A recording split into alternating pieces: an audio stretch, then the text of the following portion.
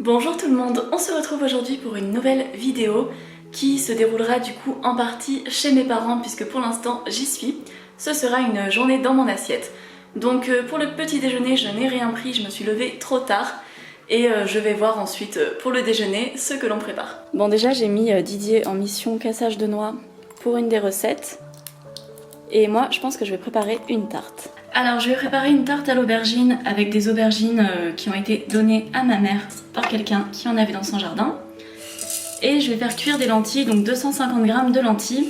Je vais faire une espèce de terrine végétale pour voir, avec les lentilles, les noix, de l'échalote et des champignons je pense. Et avec ça on va faire une tarte aubergine sur un petit fond de moutarde. Donc voilà, ça fera un repas sympa. J'ai aussi un chou-fleur cru qu'on mangera en crudité. Et il y a un reste de houmous d'hier que je vais diluer avec de la purée de sésame pour faire une espèce de sauce blanche. Donc c'est parti.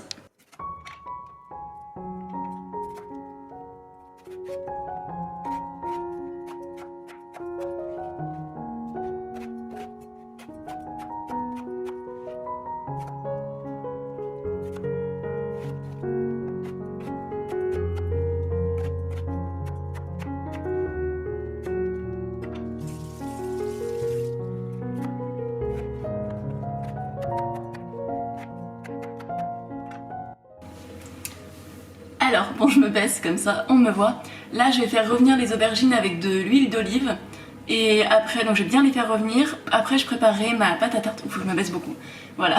Je préparerai ma pâte à tarte et je la mettrai au four, donc pas hyper longtemps vu que les aubergines seront déjà pas mal cuites. Et je vous montrerai la préparation de la terrine de lentilles. Allez, c'est parti.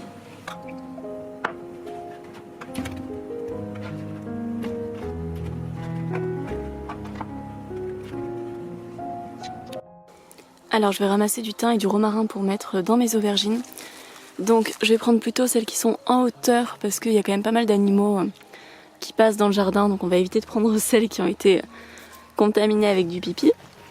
Et pour le romarin, pour le thym, je prendrai ceux qui sont un peu plus éloignés du chemin aussi. Et normalement on a de la sauge aussi, donc il faut que je la retrouve et on pourra mettre de la sauge dedans. Et voilà la sauge, donc je vais juste en prendre une petite branche. Et je mettrai tout ça dans les aubergines. Et voilà, j'en ai fait un petit bouquet garni. J'ai ajouté aussi un peu de gros sel aux aubergines. Et je vais les laisser tranquilles à couvert. J'ai mes lentilles qui ont un peu essayé de déborder pendant que j'étais pas là. Mais ça va, ça n'a pas débordé. Et après, je transférerai le bouquet garni dedans. Oups, il y a de la buée. Mais bon, je mettrai le bouquet garni dedans, ça donne beaucoup de goût aux lentilles. Bon, désolé, il y a le bruit de la cuisson à côté. Pour ma pâte à tarte, je vais faire un mélange farine, lait de soja, un petit peu de margarine parce qu'il y en avait dans le frigo de mes parents et je vais compléter avec de l'huile d'olive. Je vous donnerai pas mes proportions parce que moi je le fais un peu au pif. Je vous avais déjà donné, une fois j'avais tout pesé, je vous l'avais donné dans une recette. Mais sinon je vous mettrai en barre d'infos une recette de pâte brisée vegan très simple, type celle de France végétalienne. Généralement leurs recettes sont bien. Donc moi, je mets plein de farine. Voilà. De la margarine. Hop.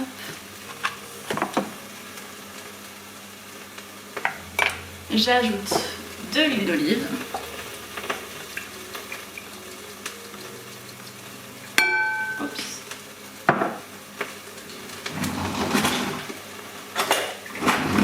Je regarde un peu ce que ça donne en termes de quantité. Après je mettrai les mains. On est toujours obligé de mettre les mains pour la pâte, à moins d'avoir un robot. Mais j'en ai pas. Le lait de soja, vous pouvez tout à fait mettre de l'eau juste.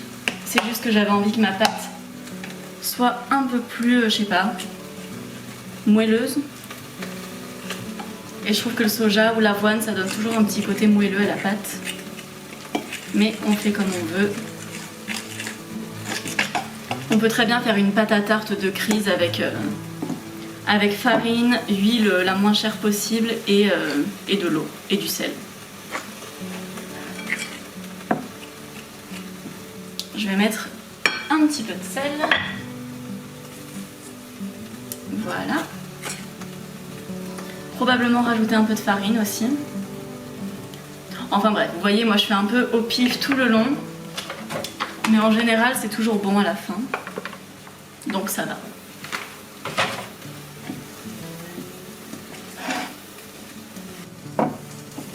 Bon voilà, on a une bonne pâte. Je vais la laisser tranquille quelques temps et je vais passer à autre chose. Alors dans mon petit reste de houmous d'hier, j'ajoute plein de tahina. Hop, 2 cuillères à soupe.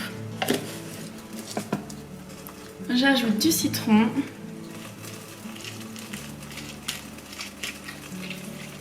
Je mélange tout ça. Et je mets du sel.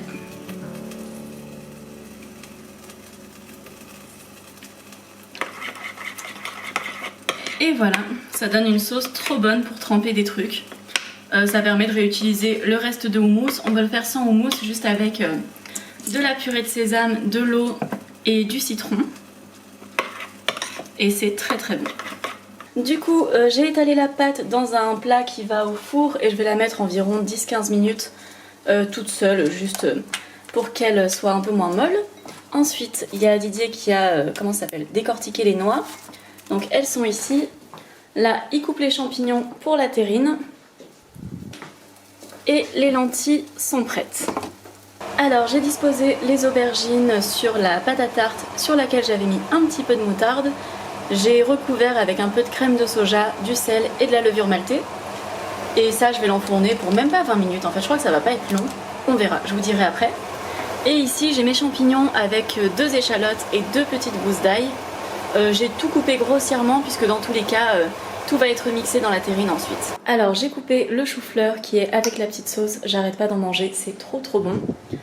Et ici finalement j'ai pas mis toutes mes lentilles, ça rentrait pas, donc j'ai mis je pense à peu près les 2 tiers de mes lentilles. Je vous noterai les proportions pour que vous puissiez le refaire si vous le souhaitez.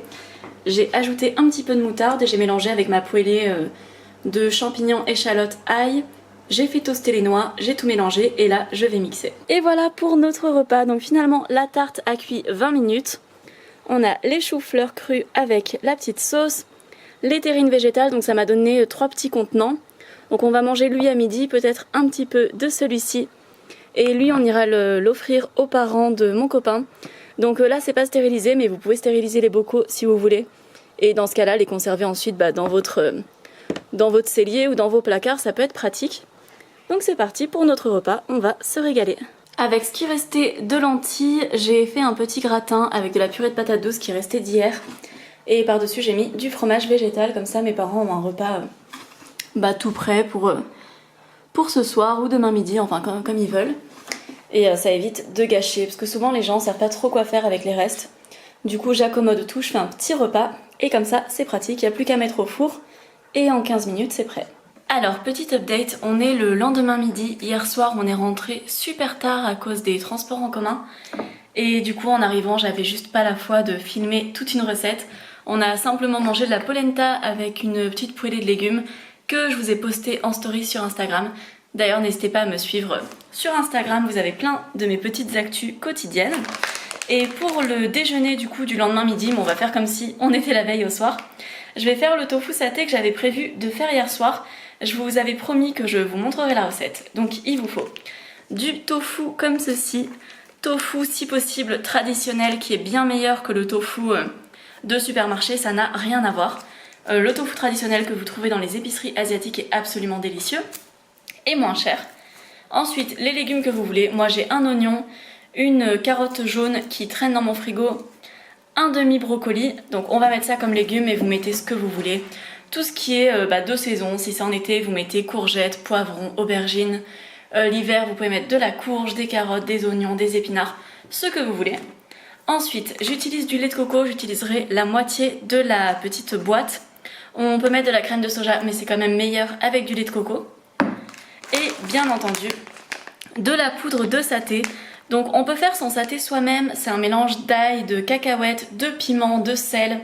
Mais j'avoue que j'ai toujours de l'épice saté comme ça au frigo. C'est beaucoup trop pratique dès que vous devez faire, je sais pas, un repas vite fait le soir, vous avez la flemme, vous faites griller des champignons, vous mettez ça dedans avec du riz et vous avez un repas. Enfin c'est vraiment rapide pour donner un super goût. Donc là je vais préparer tout ça et je vais passer à la cuisson. Petit update, je vais aussi ajouter des champignons, c'est super bon les champignons dans le tofu saté et je les ai retrouvés dans mon frigo donc ils vont y aller aussi.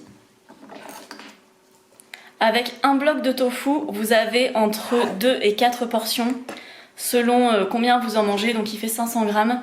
Nous ça dépend vraiment, des fois en général on mange à peu près un tiers du bloc chacun et l'autre après on le répartit dans une autre recette, des fois on mange la moitié chacun, des fois on en mange un quart, c'est vraiment variable. On le coupe grossièrement en cubes. Voilà. Après je vais couper tous les légumes. Tout est coupé, donc je vais d'abord faire cuire le tofu. Je vais vous montrer comment. Alors, je vais faire revenir mon tofu dans un petit peu d'huile d'olive.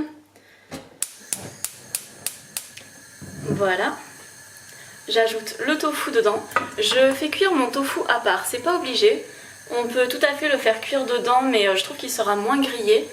Et vu que j'ai envie d'utiliser qu'une seule casserole, vu que ça fait moins de vaisselle, et dans tous les cas j'ai qu'une seule casserole, je fais d'abord le tofu, dès qu'il est fini, je le transfère dans un bol, et après je fais les légumes. Ça prend quelques minutes de plus, c'est pas obligatoire si on a envie d'utiliser une poêle plus une casserole, c'est tout à fait faisable, mais moi je fais comme ça.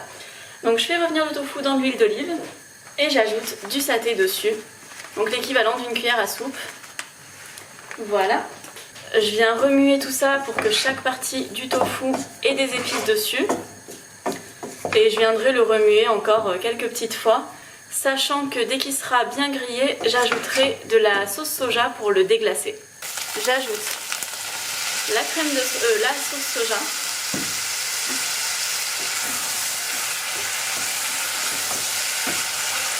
Je le laisse absorber et après je le mets de côté.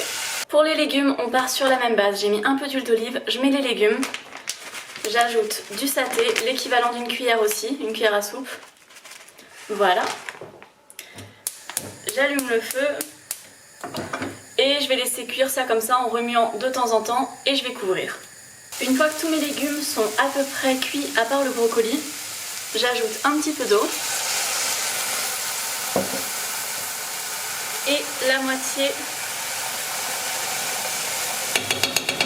de ma brique de lait de coco qui s'est un peu solidifiée vu que il fait un peu moins chaud. Et après je recouvre.